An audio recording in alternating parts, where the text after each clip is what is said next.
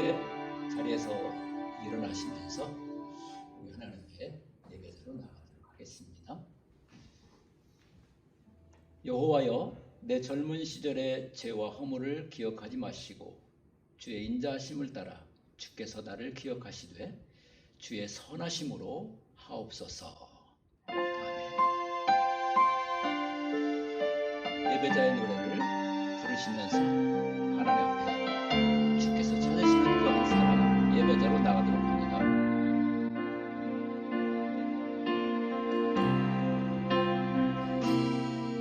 하늘 보좌 버리고 이 땅에 오신 주님, 그 사랑 노래합니다. 진리의 성령님 우리에게 임하사 사랑만 회복하시네. 내 모든 허물은 주 앞에 두오니 그 피로 제사함을 얻고 내 모든 마음은 주 앞에서 드리 예배의 감격을 알게 하소서. 오 하나님, 예배를 받으소서. 주님만 높이기 원합니다. 오 하나님, 찬양을 받으소서. 성령 안에서 예배합니다. 내 모든 허물을 주 앞에 두오니 그 피로 제사함을 얻고 내 모든 마음을 주 앞에서 드리 예배의 감격을 알게 하소서. 오 하나님, 예배를 받으소서. 주님만 높이기 원합니다. 오 하나님, 찬양을 받으소서. 성령 안에서 예배합니다. 성령 안에서 예배합니다.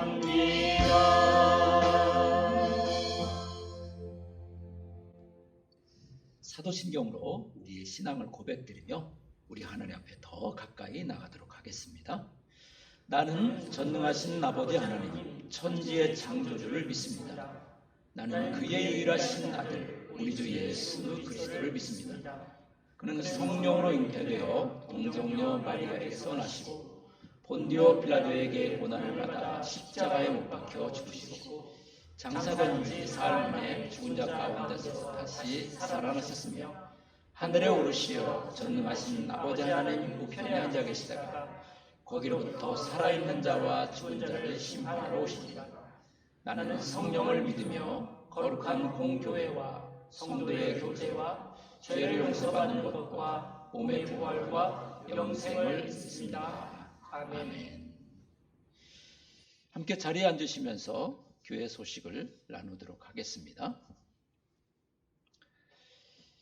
베트남 정부의 사회적 거리두기 지침이 어느 정도 완화는 되었으나 무기한 연장이 되어 있는 상황입니다. 그런 관계로 온라인 예배도 연장을 하여 드립니다. 가정에서 사랑하는 가족과 그리고 또 일터에서 함께 정성을 다해 예배를 드릴 수 있기를 바랍니다. 4월 20일부터 시작된 들꽃 가족 전체가 성경 한 권 필사 프로젝트, 각 정해진 부분을 하루하루 정성껏 필사해서 성탄절에 아름다운 예물로 함께 올려드릴 수 있기를 바랍니다.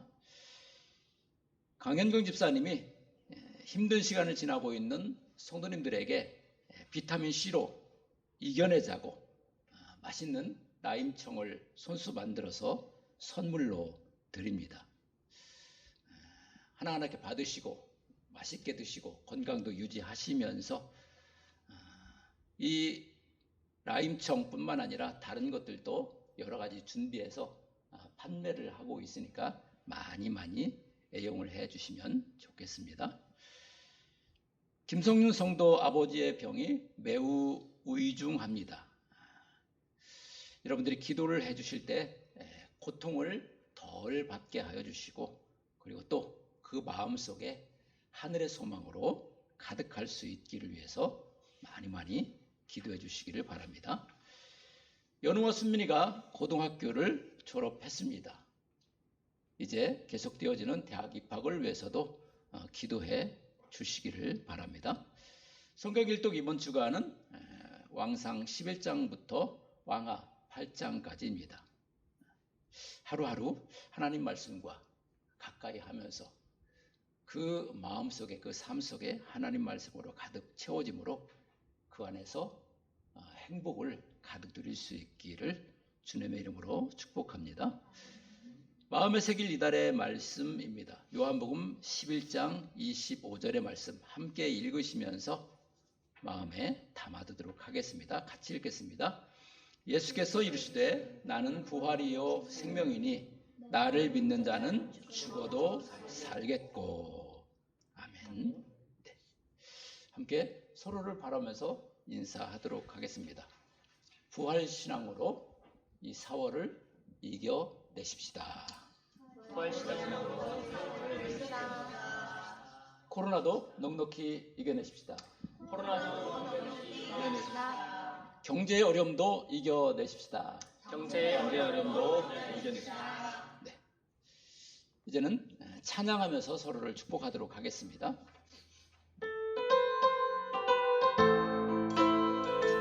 찬양할 때 박수를 치시면서 함께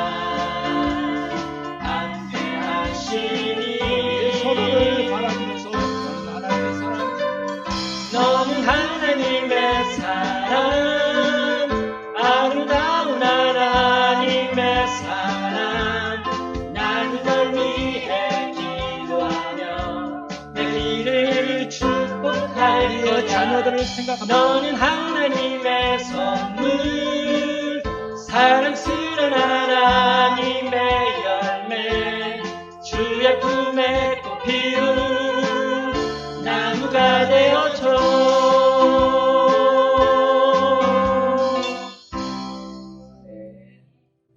은혜의 자리, 축복의 자리에 함께 하셨습니다. 환영합니다. 혼자라도 괜찮습니다. 혹은 두세 사람이 모일 수 있으면 더욱 좋습니다. 하나님 받으실 그 예배를 우리가 기대함으로 이 시간 찬양으로 나아가시겠습니다.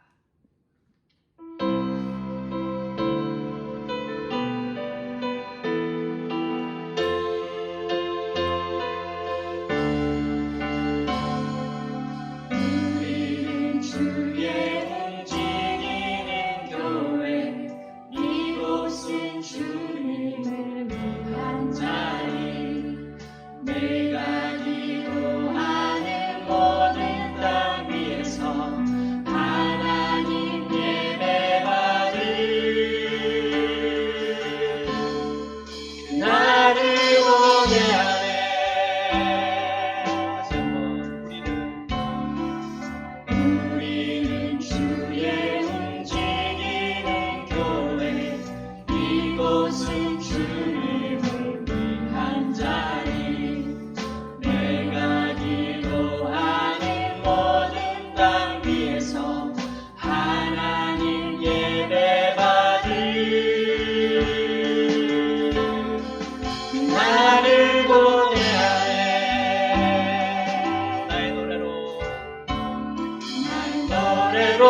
주님의 성전을 지으리 높임을 받으소서.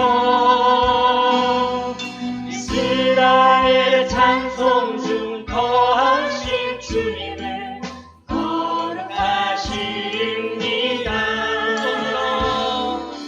손들어 주님의 보좌를 만들고 오만 다해 경배하리. 구름 날개 사이에 원하신 것처럼 내 위에 임하소서. 하나님 우리가 이곳에 섰으니 이 땅을 치유하소서. 하나님 우리가 어디에 있든지 주를 높이리라. 열방들아 주님을 송축할지어다. 그 발 아래 입 맞추라. 영원한 통치자 주 예수 그리스도 그는 위대하신 왕.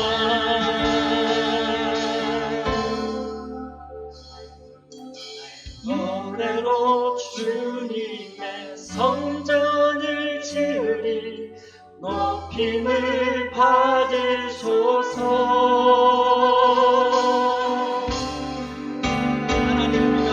하나님 우리가 이곳에 섰으니 이 땅을 치유하소서.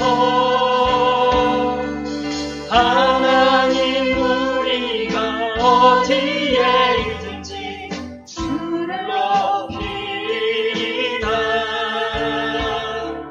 열방들아 주님을 송축할지어다. 그 발 아래 입 맞추라. 영원한 통치자 주 예수 그리스도 그는 위대하신 왕. 하나님 우리가 이곳에 섰으니 이 땅을 치유하소서. 하나님 우리가 어디에 있든지 주를 높이리다. 열방들아 주님을 송축할지어다. 그 발 아래 입 맞추라. 영원한 통치자 주 예수 그리스도 그는 위대하신 왕.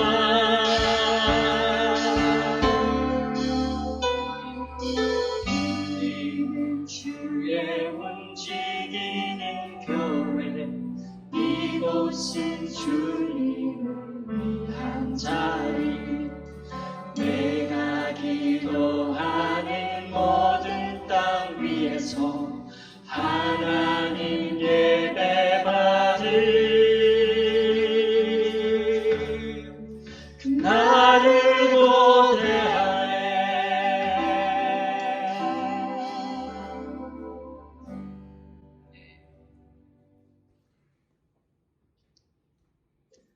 우리가 회복을 위한 첫 번째 요소는 우리가 기억해내는 것입니다. 나를 향한 주님의 사랑이 무엇이었는지 그 주님을 기억해내는 것입니다. 아멘.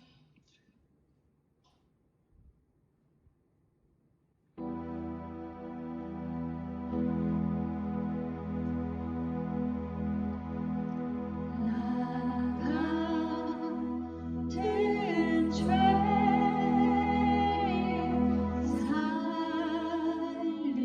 살리신 주의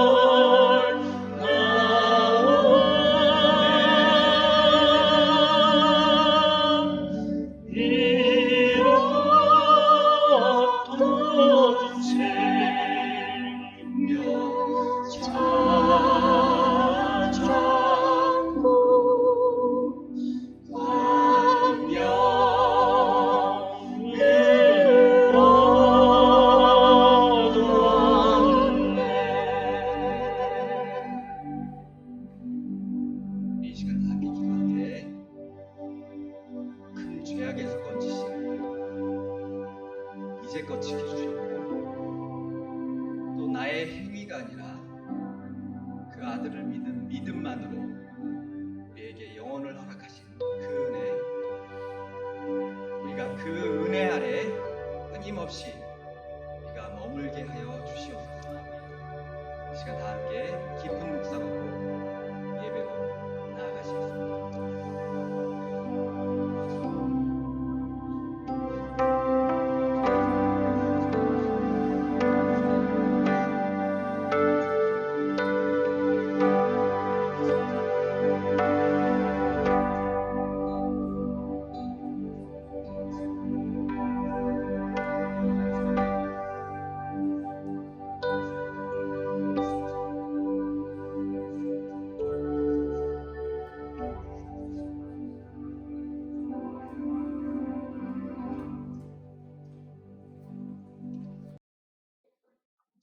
그가 찔림은 우리의 허물을 인함이요 그가 상함은 우리의 죄악을 인함이라. 그가 징계를 받음으로 우리가 평화를 누리고 그가 채찍에 맞음으로 우리가 나음을 입었도다. 우리를 창조하시고 죄에 빠진 우리들을 구원코자 독생자를 십자가에 피 흘려 돌아가게 하신 하나님 아버지, 늘 우리로 하여금 하나님의 사랑을 기억하고 감사하게 하옵소서. 벌레 같은 우리들 주님의 피로 거룩하게 하사 하나님께 감사와 찬양으로 예배드리게 함을 감사드립니다. 우리가 어느 곳에 있든지 늘 우리를 보호하여 주시고 우리로 하여금 주의 손길 그 변함없는 은혜를 느끼게 하옵소서. 코로나19라는 재앙 속에서 하나님을 원망하는 세상의 무리와 구별시켜 주시고 우리의 죄로 인한 재앙임을 고백하며 회개케 하시고 이 또한 하나님의 역사 속에 있음을 아는 지혜를 허락하여 주옵소서. 이 위기를 사랑과 인내로 잘 극복하게 하시고 도움이 필요한 곳에 사랑의 손길로 다가갈 수 있도록 하여 주시고 최전선에서 코로나 바이러스와 싸우는 어르신들 주님의 위로와 보호가 있기를 기도합니다. 병마와 싸우는 병자들 눈에 하나님의 사랑이 보이길 원합니다. 덜곳가적 어느 곳에서 예배를 드리든 우리는 하나님 안에서 한 가족임을 느끼고 서로 사랑함을 기억하고 견디게 하옵소서. 우리 들꽃 지체들 하나님의 말씀을 필사하며 하나님을 더욱더 알기를 원합니다. 우리가 하나님 말씀을 필사할 때 성령님의 감화 감동이 역사하사 지혜로 말씀을 깨닫게 하여 주시고 하나님을 만나는 시간이 되게 하여 주옵소서. 들꽃교회가 하나님께 칭찬받는 교회 되기를 원합니다. 각자 맡은 자리에서 교회를 교회되게 하기 위해 충성하게 하시고 성령님의 역사가 살아있는 교회 되길 원합니다. 두 분 목사님 늘 하나님의 은혜와 평강이 함께하기를 기도합니다. 두 분 목사님 영육간에 강건하여 다른 모든 지체들 건강하게 살피는 데 부족함이 없도록 하여 주옵소서. 우리는 이 땅 베트남에 살고 있지만 우리의 조국 대한민국을 늘 염려합니다. 대한민국이 하나님 앞에 바로 서게 하시고 먼저 교회가 하나님 앞에 바로 서고자 하는 각성이 있게 하여 하나님 앞에 겸손하게 무릎 꿇고 우리 지금까지 받은 축복 하나님의 은혜임을 기억하고 가르치게 하여 주옵소서. 다시 한번 코로나19의 위기를 잘 극복하고 이기게 하옵소서. 모든 역사 속에서 변함없이 주의 백성을 보호하여 주신 하나님의 은혜를 구합니다. 우리 위해 십자가의 고통을 당하신 주 예수 그리스도의 이름으로 기도드립니다.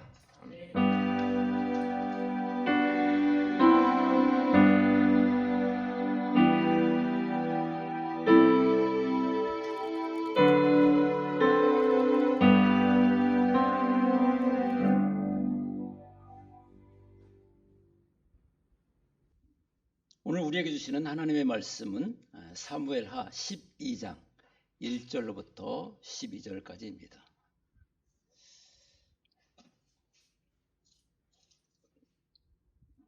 사무엘하 12장 1절로부터 12절까지.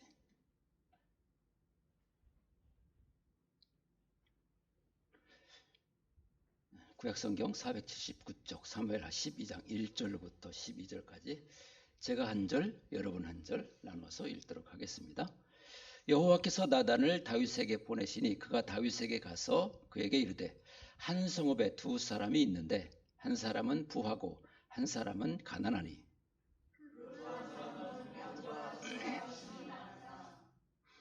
가난한 사람은 아무것도 없고 자기가 사서 기르는 작은 암양 새끼 한 마리 뿐이라.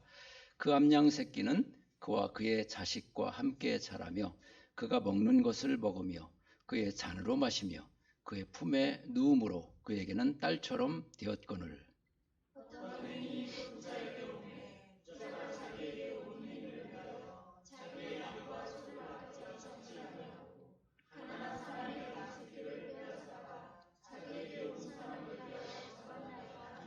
다윗이 그 사람으로 말미암아 노하여 나단에게 이르되 여호와의 살아계심을 두고 맹세하노니 이 일을 행한 그 사람은 마땅히 죽을 자라.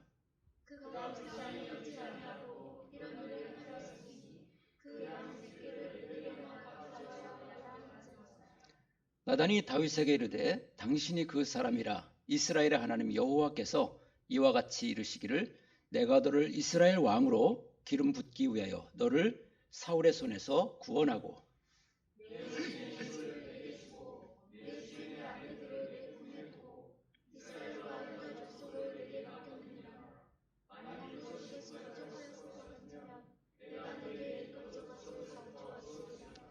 그러한데 어찌하여 네가 여호와의 말씀을 업신여기고 나 보기에 악을 행하였느냐.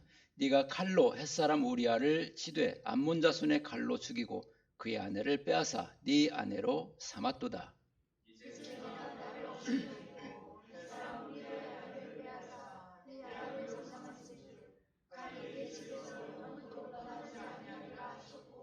여호와께서 또 이와 같이 이르시기를 보라 내가 너와 네 집에 재앙을 일으키고 내가 네 눈앞에서 네 아내를 빼앗아 네 이웃들에게 주리니 그 사람들이 네 아내들과 더불어 백주에 동침하리라.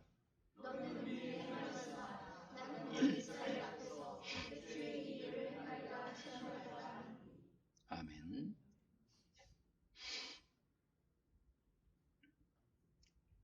오늘 우리가 살아가는 세상을 보면은 한 번 죄 지은 사람은 기어이 넘어뜨리고자 하는 그런 분위기가 많습니다. 죄를 용서하고 다시 설 수 있도록 함보다는 한 인생을 매장시키려 하는 것이지요. 그러니 죄가 있는 줄 알면서도 고백하기보다는 부인하는 모습들을 더 많이 보여줍니다. 죄로 우리 인생을 넘어뜨리고자 하는 것은 사단의 술수입니다.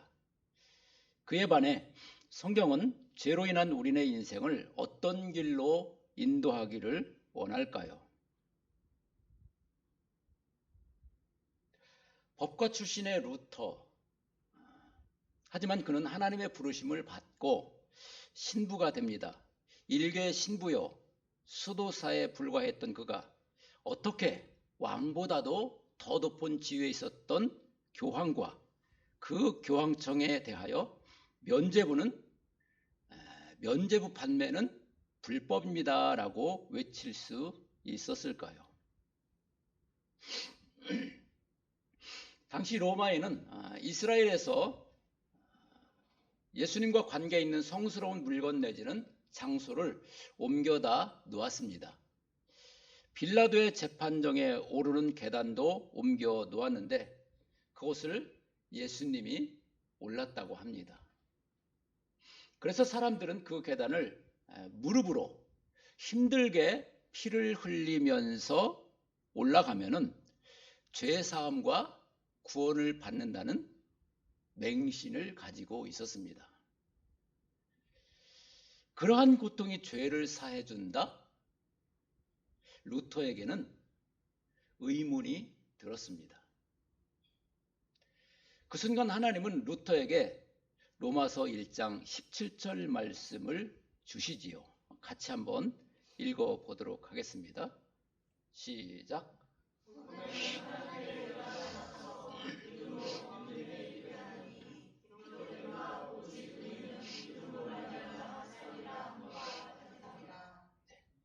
여러분, 하나님의 의가 무엇인가요? 그리스도 십자가 사건이 하나님의 의입니다. 루터는 이것이 복음이며 이것을 믿음으로 말미암아 구원받는 것임을 확신하게 되었습니다. 하지만 로마 교황청은 달랐습니다. 당시 로마 교황 레오 10세는 사치스러웠고 화려한 성당을 짓고 싶어하는 욕망으로 가득 채워져 있었습니다. 그때 알브레이트라는 그런 사람이 이미 두 지역의 대주교였었는데 마인츠 지역의 대주교 자리까지 탐을 냅니다.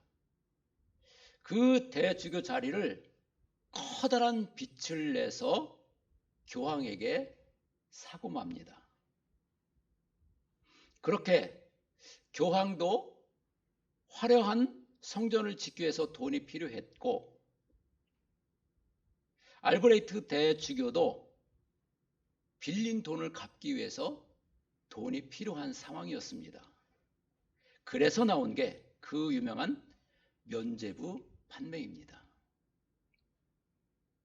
루터가 구원의 길을 깨닫고 이러한 면면을 알게 되자 면죄부 판매는 불법이라는 95개조의 반박문을 천하에 공포하였던 것입니다.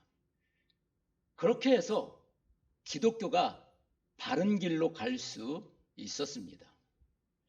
루터의 의도는 정죄의 함보다도 로마 교황청을 바닥에 떨어뜨림보다도 우리가 어긋난 길로 가지 말고 바른 믿음의 길을 찾아가자 하는 그런 의도였었습니다. 이로부터 2500년 전 나단이라는 이름 없던 선지자가 감히 왕 중의 왕 다윗의 죄를 폭로하고 있음이 오늘의 본문입니다. 다윗이 죄를 범합니다. 다윗의 죄는 각각 간음죄와 살인죄입니다. 10계명 중 2계명에 어긋납니다. 둘 다 사형에 해당하는 중죄입니다. 이 두 가지 죄목은 동일하게 타인의 소유와 생명을 빼앗는 것이 됩니다. 타인의 소유와 생명을 빼앗는다? 이것까지 치면은요, 10계명, 6계명 이후에 5가지 계명 중 4가지를 범하게 돼요. 살인하지 말라. 도적질하지 말라. 네 이웃의 것을 탐내지 말라. 이 4가지 조항까지 다 범하게 되는 거죠.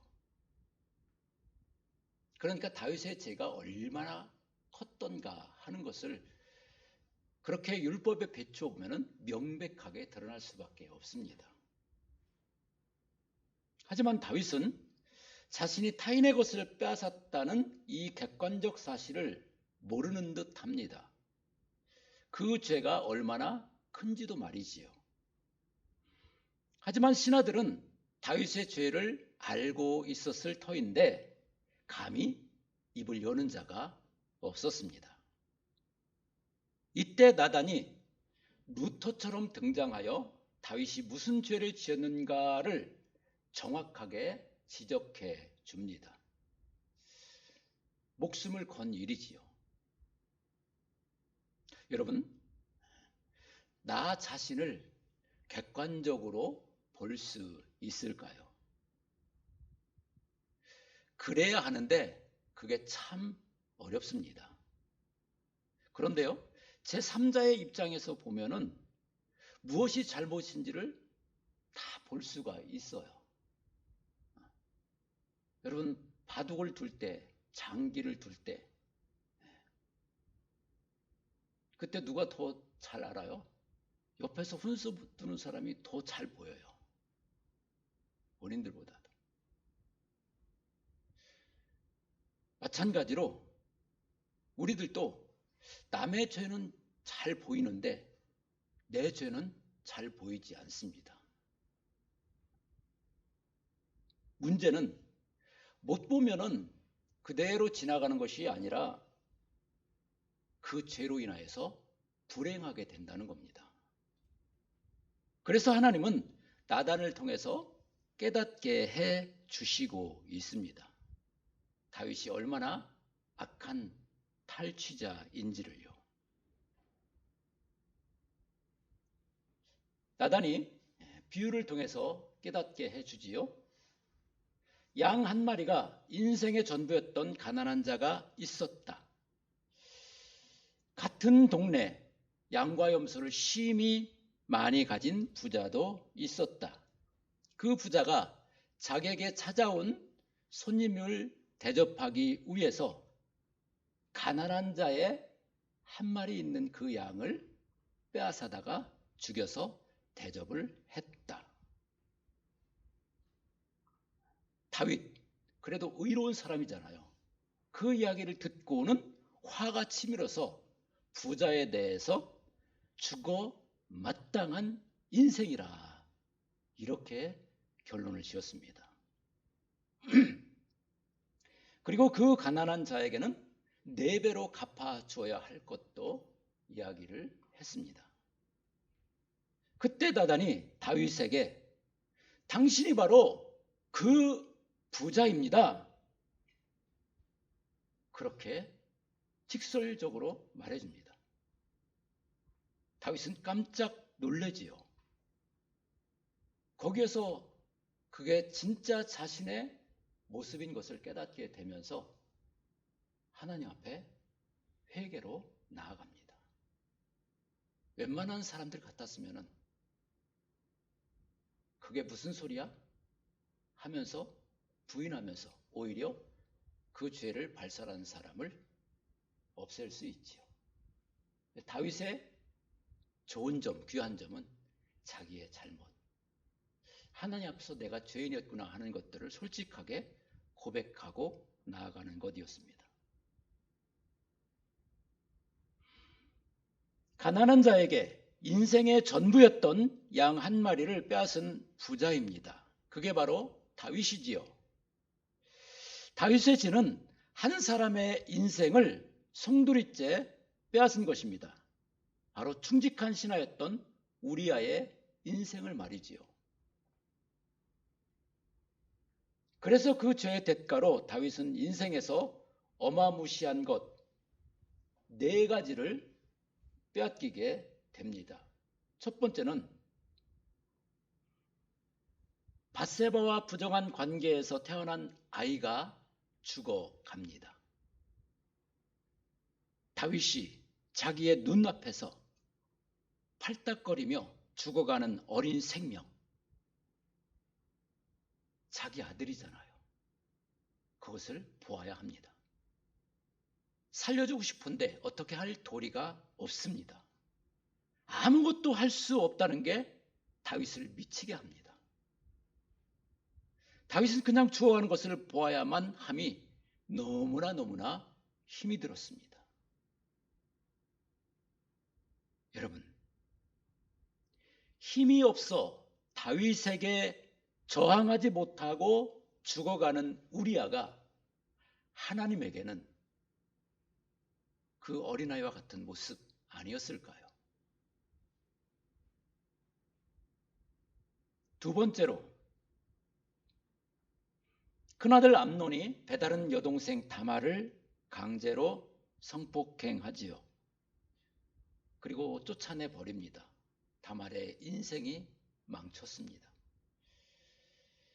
다말의 친오빠 압살롬이 이것을 알고 그리고 다윗도 그 사실을 알게 됩니다. 기가 막힌 일이 벌어진 겁니다. 압살롬은 끝내 그 형 암논을 죽이고 맙니다. 여러분, 자식들이 내 앞에서 싸우는 것도 보기가 힘든 거잖아요. 그런데 동생이 형을 죽이는 비참함을 다윗은 그냥 두고 봐야만 했습니다. 그것을 보면서 다윗이 밥맛이 있었을까요?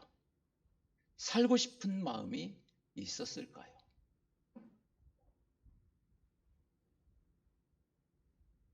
세 번째, 압살롬이 반역을 일으키고 아버지 다윗의 여인들을 백주에 성폭행합니다. 아비의 여자들을 건드리다니요, 비극입니다. 부끄럽고 수치스러움이 극에 달합니다. 다윗 어쩌나요? 자기 죄로 일어나는 일인 것을요. 네 번째, 압살롬. 비록 반역을 일으켜 자신을 힘들게 했지만 그렇다고 아들을 어떻게 죽일 수가 있나요? 요압 장군에게 제발 죽이기까지는 하지 말라고 신신당부합니다. 그러나 요압은 압살롬을 죽이고 맙니다. 다윗은 그렇게 큰아들 암논도 잃고 작은아들 압살롬도 잃습니다. 날벼락입니다. 비통한 눈물을 흘려야 합니다. 이런 다윗이 누구를 탓할 수 있을까요? 자식 탓이요? 요압 탓이요? 아닙니다. 자신을 탓하지요. 내가 죄인이며 나로 인해서 이렇게 되었다고 한탄할 수밖에 없지요.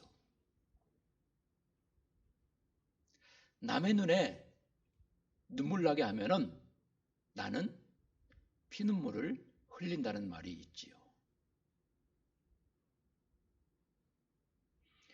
사울에게 쫓길 때 겪었던 그 힘듦, 그 이상의 일들이 다윗에게 펼쳐지고 있는 겁니다.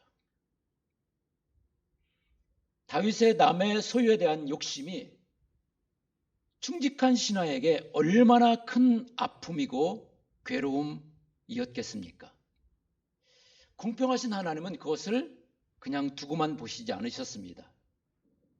손해를 일으킨 것에 4배를 갚게 하셨습니다. 이 4배라는 어마무시한 크기는 절대로 남에게 해를 끼치지 말라는 의미입니다. 그 본보기로 다윗은 4배의 뼈저린 아픔을 겪게 되는 것입니다. 우리 믿음의 사람들은 이것을 볼 수 있어야 됩니다. 죄 사함은 받으나 그 죄의 대가로 4배의 어려움이 내게 닥친다는 것. 여러분, 그냥 양 4마리 주는 것으로 끝나는 게 아닙니다. 아픔을 주면은 그 아픔을 4배로 받아야 한다는 것이지요. 그래서 우리는 내 욕심, 내 욕망으로 타인에게 아픔을 주지 말아야 합니다.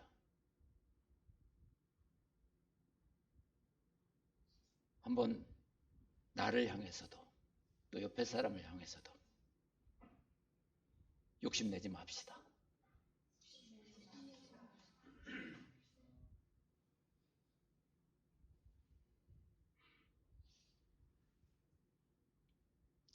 우리아가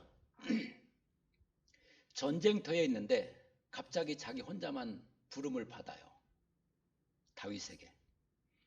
전쟁 중인데 이상하잖아요.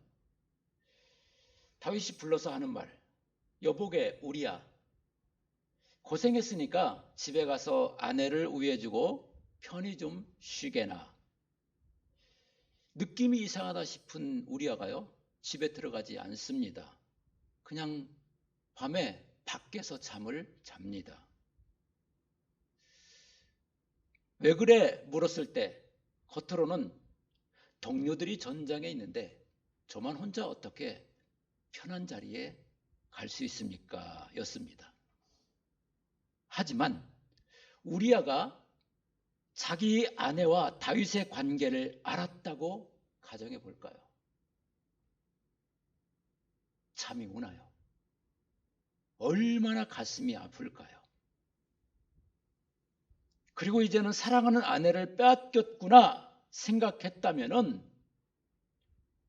차라리 전쟁터에 나가서 죽는 것이 낫겠다고 생각하지 않았겠습니까?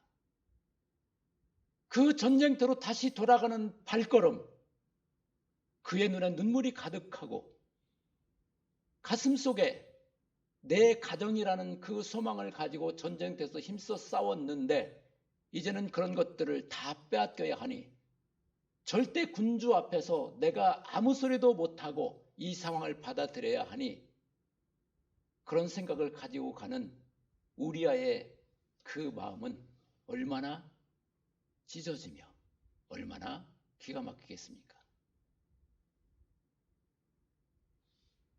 결국 그는 전쟁터에서 죽고 말지요.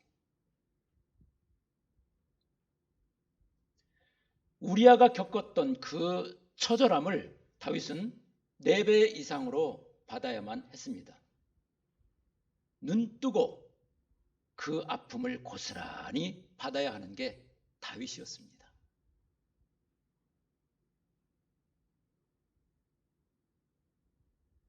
사람들은요, 죄를 지은 사람도 그 죄로 인해서 피해를 받는 사람도 다 아픔을 가지고 있습니다. 이러한 우리야, 이러한 다윗의 아파함을 지켜보셔야 하는 것이 바로 우리 주님이셨습니다. 사랑하는 이들이 아파하는 것을 지켜보셔야 하는 그 괴로움, 그래서 주님은 그 아픔을 고스란히 지시고 십자가 위로 올라가 주신 것이었지요.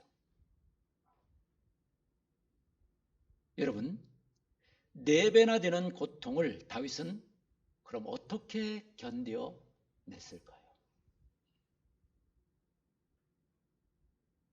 우리아는 죽음으로 끝이 났다고 하지만 다윗은 4배로 더 받아야 돼요.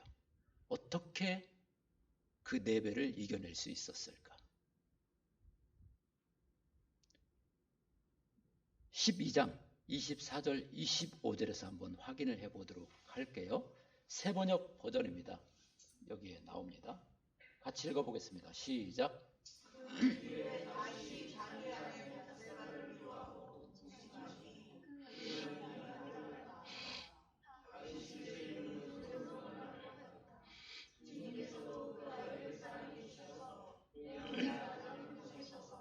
주님께서 사랑하신다는 뜻으로 그의 이름을 여디디아라고 부르게 하셨다. 밧세바는 이제 다윗의 아내입니다. 아들을 낳지요. 새 생명. 죄사함 받고 얻은 아들이 얼마나 사랑스러울까요?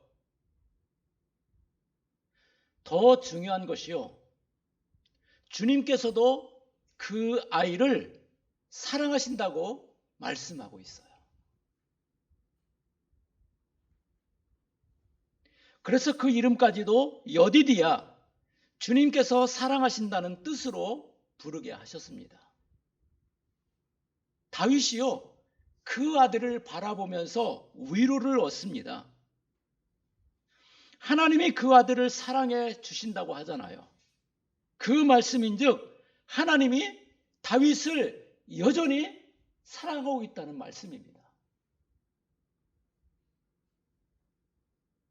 다윗이 커다란 죄인임에도 불구하고 하나님께 버림받은 자가 아니라 여전히 사랑받는 자임을 하나님께서 확인시켜 주시고 있습니다. 인생에서 이것보다 중요한 것이 있을까요? 그래서 다윗은 시편 31절에서 허물의 사함을 받고 자신의 죄가 가려진 자는 복이 있도다, 이렇게 찬양하고 있습니다.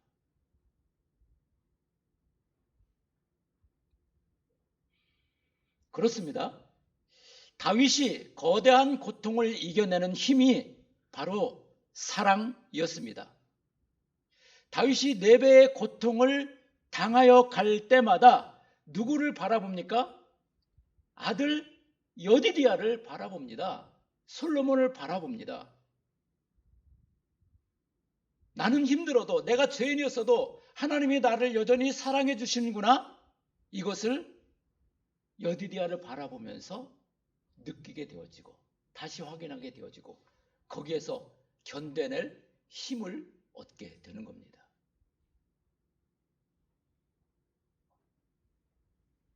다윗이 자신의 소중한 것들을 눈앞에서 잃어버리는 그 슬픔의 순간에 아들 솔로몬, 아들 여디디아를 바라보며 견디어 나가는 것이었습니다.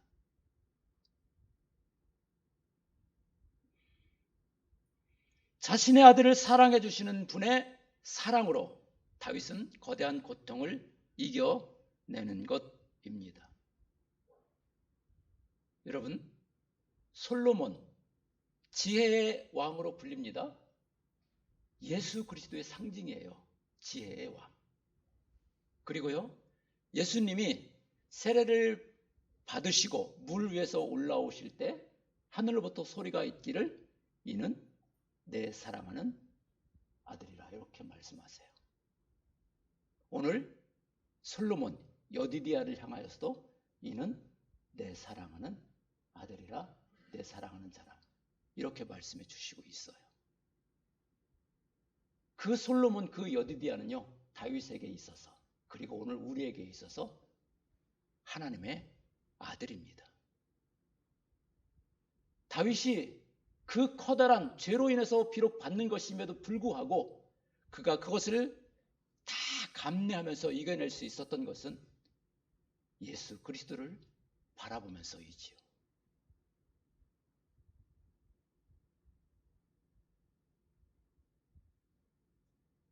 이전에 도망자의 생활을 할 때 나를 사랑해 주셨던 주님이 있었습니다. 나를 지켜주셨던 주님이 있었습니다. 마침내 나를 이끌어 하나님의 뜻인 왕의 자리에까지 오르게 하셨던 주님이 있었습니다. 그런 주님이 나의 실수를 덮어주시고 내 죄로 인한 고난을 이겨낼 힘과 길을 솔로몬, 하나님께 사랑스러운 아들 여디디아를 바라보며 얻게 하셨던 것입니다.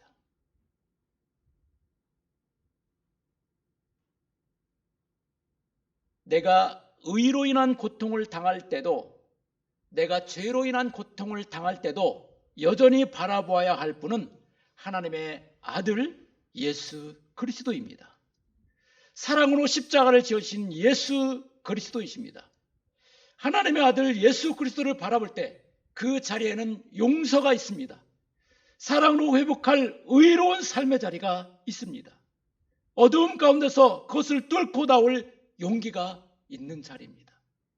그리고 하늘나라 영광의 길이 여전히 있는 곳입니다.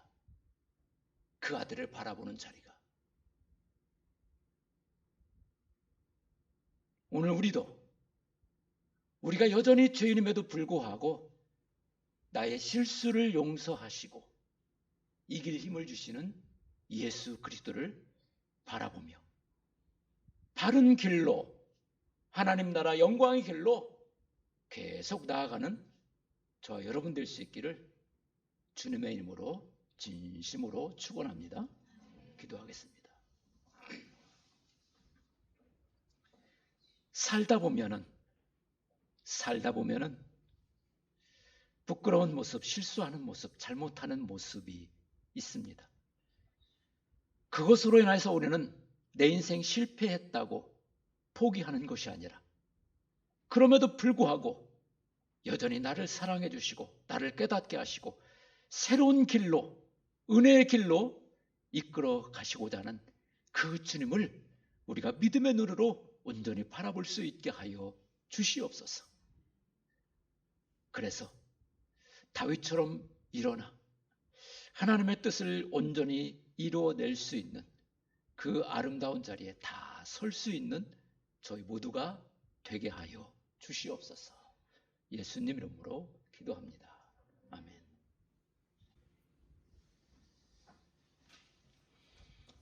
함께 말씀을 생각하면서 찬양을 드릴 텐데요. 나의 모든 행실을 함께 부르면서 준비한 예물도 하나님 앞에 올려드리도록 하겠습니다.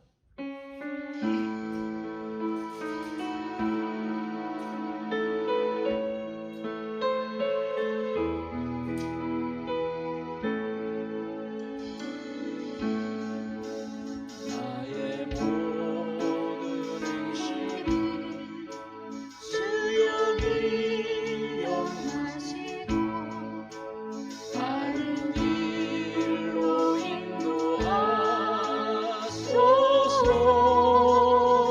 주의 크신 사랑과 주의 크신 사랑과 하늘나라 영광을 나도 전파하게 하소. 다시 한번 나의 모든 실수를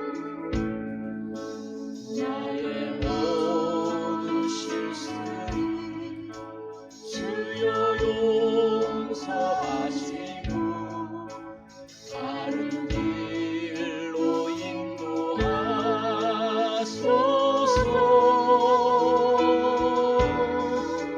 주의 크신 사랑과 하늘나라 영광을 나도 전하게. 다시 한번 손을 들고 회개하는 마음을 가지고 찬양하다 나의 모든 행실을, 나의 모든 실수를 주여 용서하시고 다른 길로 인도하소서.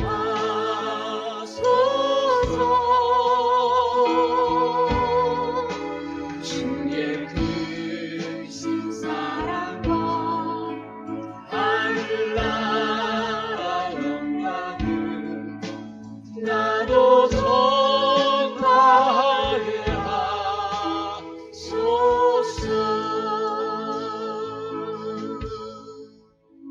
하나님 사랑의 눈으로 나를 어느 때나 바라보시고 하나님 인자한 비로소 언제나 너에게 기울이시니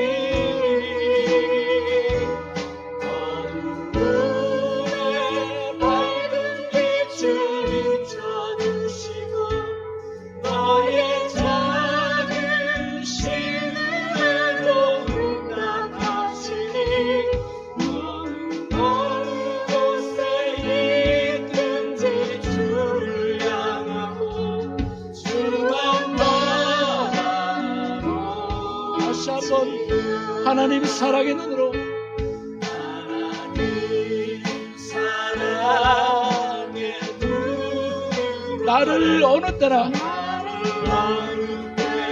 바라보시고 하나님 인자한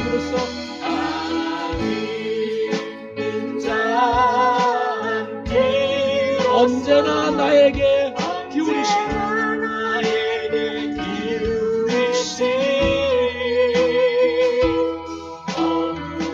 어둠에 밝은 빛을 비춰주시고 나의 작은 실패도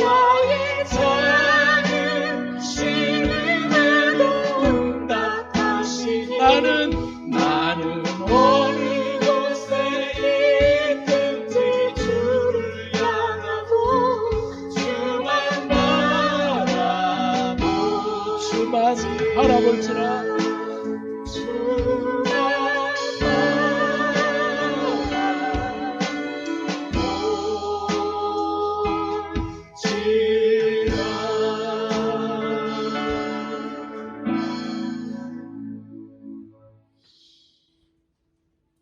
나의 모든 실수를 용서하여 주시는 주님께 감사하고 찬양을 올려드립니다.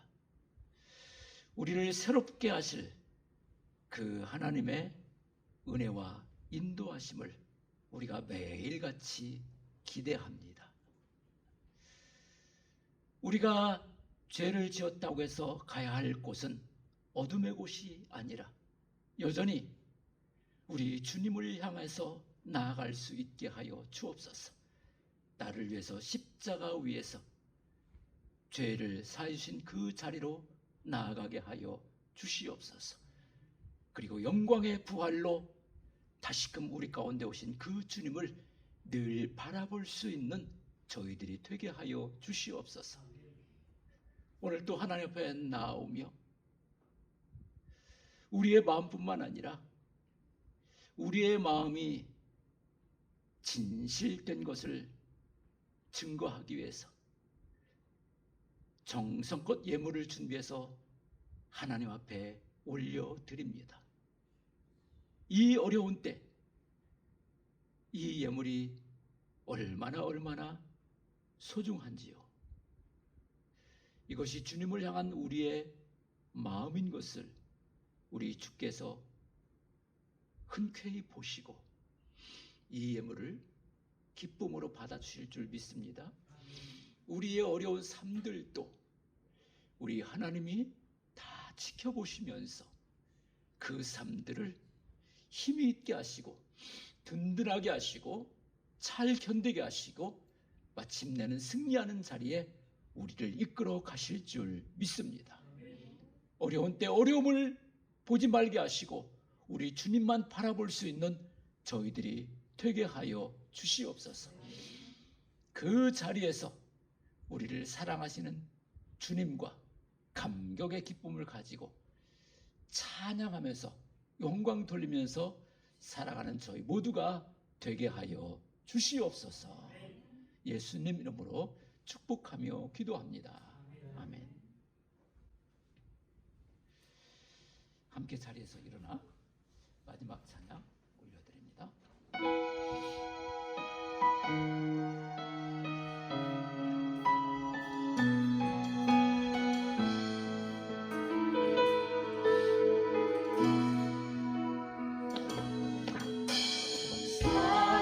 사랑이 넘치기보다 사랑이 넘치는 교회 섬김을 원하기보다 섬김의 기쁨 알아가는 교회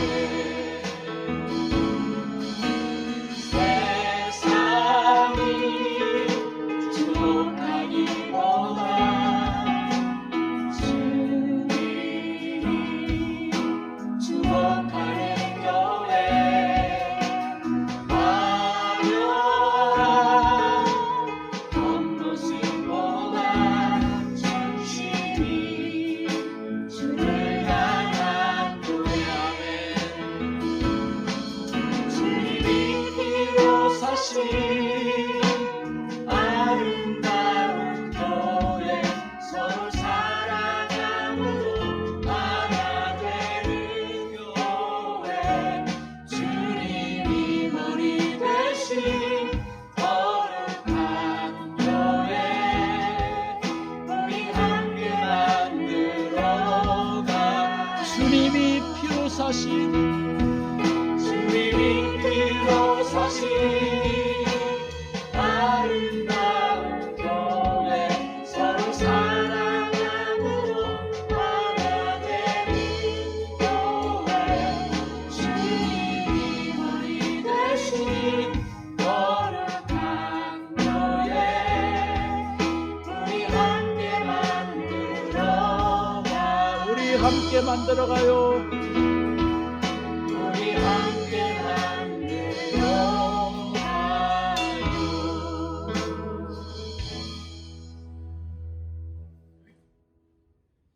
이제는 우리 죄를 십자가에서 없애주시는 예수 그리스도의 은혜와 그 아들 때문에 우리 죄를 기억지도 않으시는 하나님의 크신 사랑하심과 십자가 사랑과 용서로 죄인을 감화 감동 변화시켜 나가시는 성령님의 인도하심이 오늘 이 어려운 때 가정과 삶의 터전에서 예배하는 모든 성도들 위에와 흩어져 있는 가족들 위에 삶의 어렵고 안타까운 환경에 처해 있는 모든 이들 위해 이제로부터 영원까지 함께 하시기를 간절히 축원하옵나이다.